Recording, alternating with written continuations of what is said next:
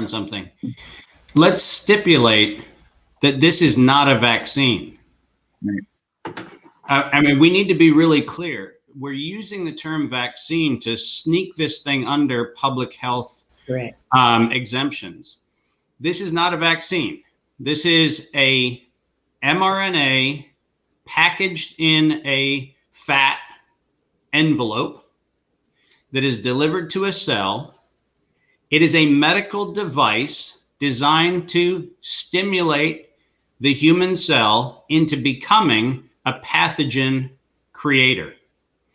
It is not a vaccine. Vaccines actually are a legally defined term, and they're a legally defined term under public health law. They're a legally defined term under CDC and FDA standards. And a vaccine specifically has to stimulate both an immunity within the person receiving it, but it also has to disrupt transmission. And that is not what this is. They have been abundantly clear in saying that the mRNA strand that is going into the cell is not to stop transmission. It is a treatment. But if it was discussed as a treatment, it would not get the sympathetic ear of public health authorities, because then people would say, well, what other treatments are there? The use of the term vaccine is unconscionable for both the legal definition term of it, but also because it actually is the sucker punch to open and free discourse. Because by saying vaccine, you dump it into a thing where you could be anti or pro the therapy. But if you actually talked about it as a therapy, remember, and people forget this, Moderna was started as a chemotherapy company for cancer, not a vaccine manufacturer for SARS. If we said we're going to give people prophylactic chemotherapy for the cancer they don't have, you'd be laughed out of a room because it's a stupid idea.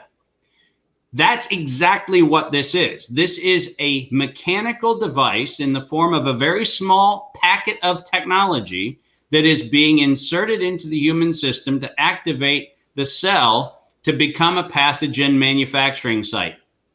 And I refuse to stipulate in any conversations that this is in fact a vaccine issue. The only reason why the term is being used is to abuse the 1905 Jacobson case that has been misrepresented since it was written. And if we were honest with this, we would actually call it what it is. It is a chemical pathogen device that is actually meant to unleash a chemical pathogen production action within a cell. It is a medical device, not a drug, because it meets the CDRH definition of a device. It is not a living system. It is not a biologic system. It is a physical technology. It happens to just come in the size of a molecular package. So we need to be really clear on making sure we don't fall for their game, because their game is, if we talk about it as a vaccine, then we're going to get into a vaccine conversation. But this is not, by their own admission, a vaccine. So, and Judy, as a result, it must be clear to everyone listening that we will not fall for this failed definition, just like we won't fall for their industrial chemical definition of health, because both of them are functionally flawed and are an explicit violation of the legal construct that is being exploited. So, Judy, as a scientist here, could you boil that down into English for a boy who grew up blue collar? I take your explanation, David, and that's superb. But for those out there who may not be able to follow that very intelligent analysis, and that's not meant as an insult, David.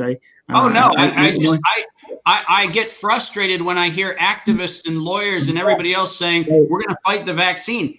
If you stipulate it's a vaccine, you've already lost the battle. It's not a vaccine.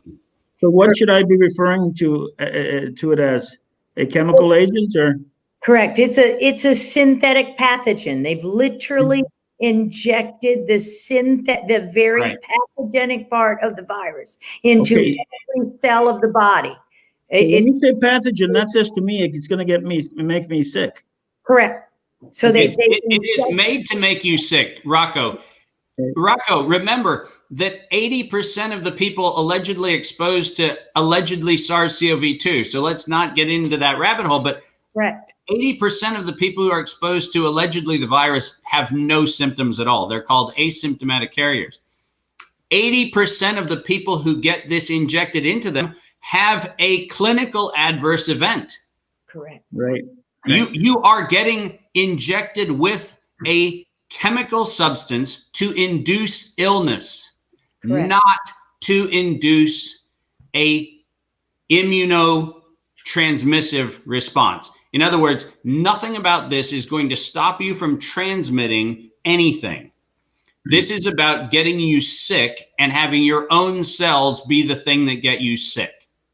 Correct. So it's gonna trigger an autoimmune response? It can, and it can. Among many things. Among many things. It can actually directly cause multiple sclerosis, Lou Gehrig's disease, Alzheimer's disease, because that's what the expression of that pathogenic envelope. It can cause accelerated cancer. That's what the expression of that piece of virus, that syncytin alone, has been known to do for decades. You injected the disease, literally.